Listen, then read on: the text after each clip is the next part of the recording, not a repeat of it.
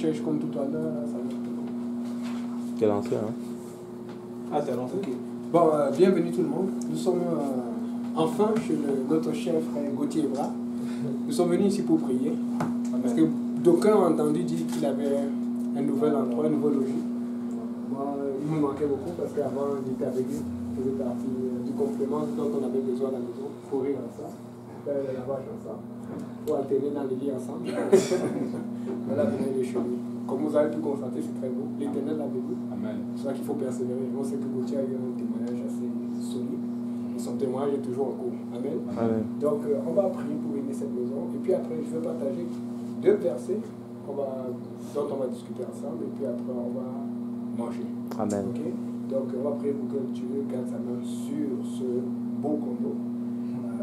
Je suis allé visiter. Si vous avez l'occasion, venez dans les toilettes. Tu as envie de dormir à l'intérieur. Et de faire couler l'eau, c'est comme la musique. Mais bon, c'est le condo du Seigneur. Amen. Amen. Donc, on va prier pour que Dieu bénisse nous.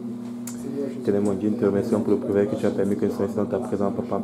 Papa, bénis encore sur le papa, permets que la nourriture ne manque jamais dans cette maison, papa, pouvoir financièrement, papa, pouvoir toujours, papa, que ton esprit règne toujours dans ces lieux, papa. Papa, nous chassons tout esprit qui se lève contre la vérité dans cette maison, papa, que ton esprit, papa, ou en cette maison par ton esprit, papa, guide cette maison, papa, que ta parole soit sanctifiée ici, papa, que nous marchions tous selon ta parole, papa, aide-nous à vivre toujours selon ta parole, papa, nous faisons tout selon ta gloire, papa. Merci pour tout ce que tu es, papa, parce que tu es le seul et unique vrai Dieu, papa. Par tes médecins, nous sommes guéris, papa, et en toi nous avons la vie éternelle, papa.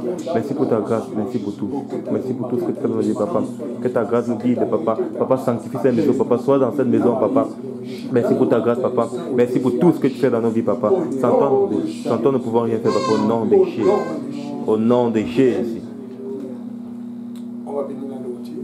Seigneur Jésus, merci pour ce repas. Merci pour le repas, papa. Papa, sanctifié, bénis ce repas, papa. Permets que la vie ne manque jamais dans ces maisons, papa. Papa, nous te remercions pour tout ce que tu fais dans la vie, papa. Merci pour ta grâce, papa. Merci pour tout ce que tu fais dans la vie, papa. Par tes mains, nous sommes guéris, nous avons la vie éternelle, papa. Papa, sanctifié, bénis ce repas. Amen. Amen.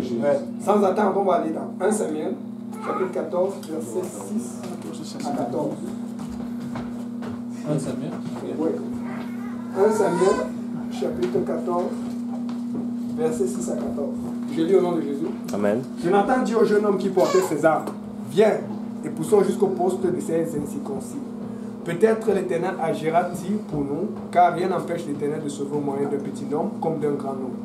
Celui qui portait ses armes lui répondit, fais tout ce que tu as dans le cœur. N'écoute que ton sentiment. Me voici avec toi, prêt à te suivre. Eh bien, dit Jonathan, allons à ces camps et montrons-nous à eux. S'ils nous disent, arrêtez jusqu'à ce que nous venions à vous, nous resterons en place et nous ne monterons point vers eux. Mais s'ils disent, montez vers nous, nous monterons car l'Éternel est libre entre nos mains. C'est là ce qui nous servira de signe. Et ils se montraient tous deux au poste des Philistins. Et les Philistins disent, voici les Hébreux qui sortent des trous où ils se sont cachés.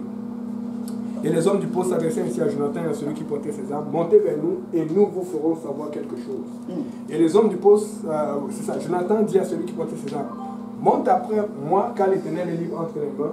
Et Jonathan monta en s'aidant des mains et des pieds, et celui qui portait ses armes le suivit. Les Philistins tombèrent devant Jonathan, et celui qui portait ses armes donnait la mort derrière lui. Dans cette première défaite, Jonathan et celui qui portait ses armes tuaient une vingtaine d'hommes sur l'espace d'environ la moitié d'un arpent de terre. Amen. Amen.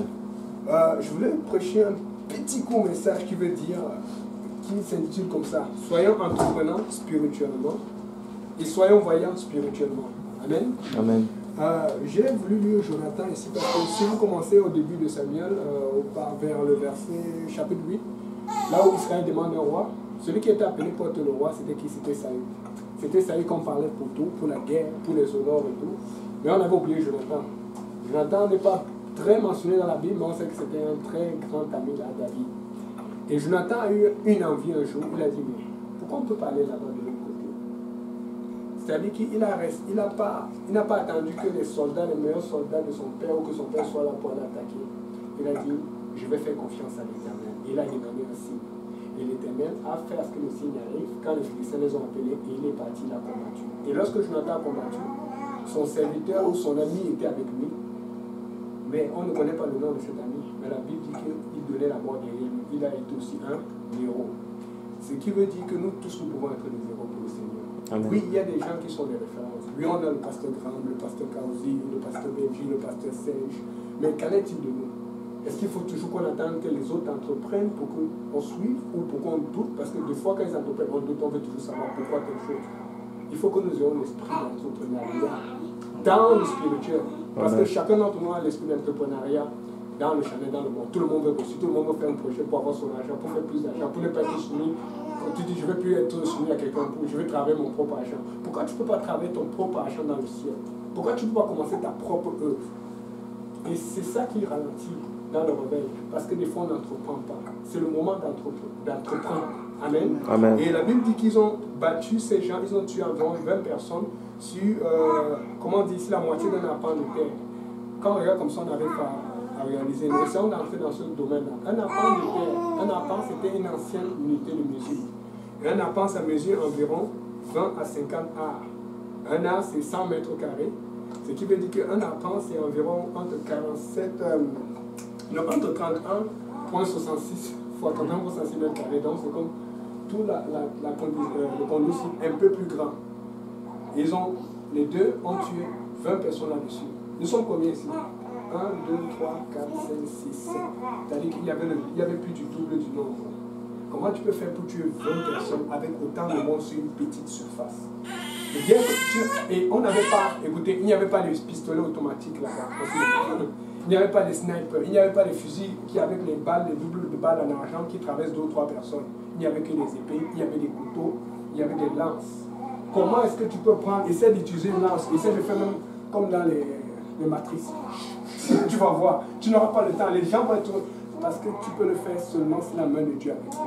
La première chose c'est que, est-ce que la main de Dieu est avec toi? Est-ce que tu respectes la doctrine apostolique? Est-ce que tu vis dans... Est-ce que tu as une consécration et une vie de prière? Si tu as cette chose, c'est le moment d'entreprendre. Parce que si vous voulez le réveil ici au Québec, si vous voulez le réveil ici à Montréal, si vous voulez le réveil ici au Canada, il va falloir entreprendre. Amen. Tu ne vas pas toujours attendre que l'autre fasse poursuivre. Il va falloir entreprendre. Et quand tu entreprends, ça fatigue Satan d'un côté. Ton ami entreprend, ça fatigue Satan de l'autre côté. Je vais donner un autre exemple d'une entreprise. On va finir avec cela. 2 Samuel 23, versets 15 à 21.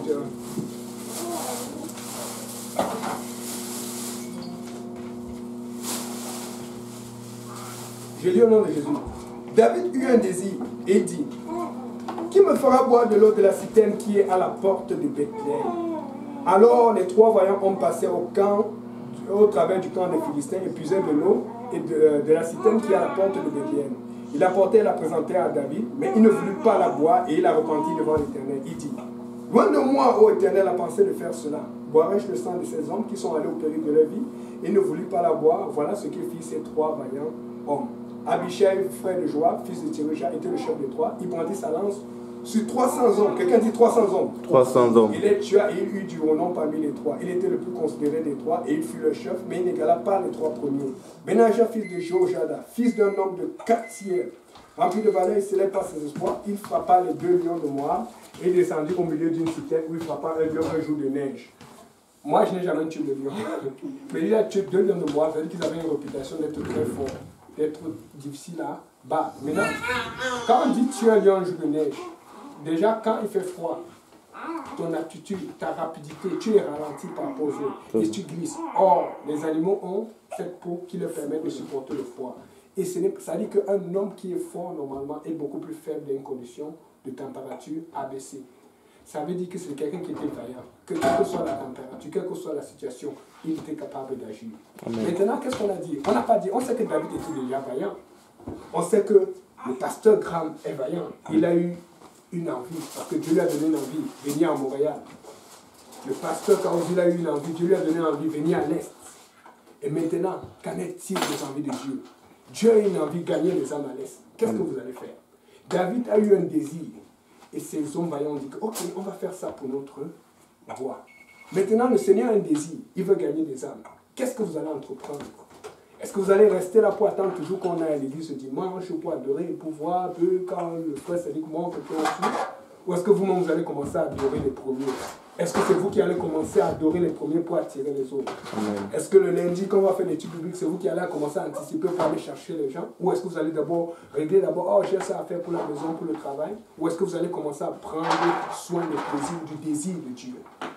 Il faut qu'on ait un esprit d'entrepreneuriat spirituel. Amen. Il faut qu'on ait un esprit de vaillance spirituelle. La vaillance que Dieu nous a donnée, ce n'est pas pour travailler dans le monde séculier. Si on peut travailler pour payer la dîme, c'est bon. Si on peut travailler pour aider l'église, c'est bon. Si on peut travailler pour aider son frère, c'est bon. Mais la première vaillance, la première énergie que Dieu nous a donnée, c'est pour l'entrepreneuriat spirituel. C'est pour la vaillance spirituelle. Et qu'est-ce que nous faisons aujourd'hui pour entreprendre spirituellement?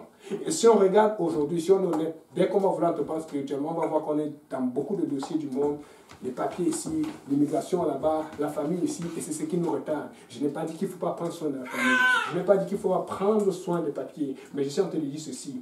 Il faut qu'on commence à prendre soin d'abord de la maison du Seigneur. Parce que c'est le temps qui réveille.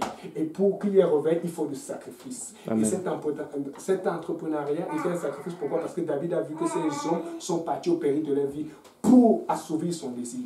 Est-ce qu'on ne peut pas assouvir le désir de l'homme de Dieu ici aujourd'hui à l'Est? Est-ce qu'on ne peut pas assouvir le désir du Seigneur lui-même ici à l'Est? Amen. Pensons à ça. Amen. Amen. Que le Seigneur Jésus vous bénisse. Amen.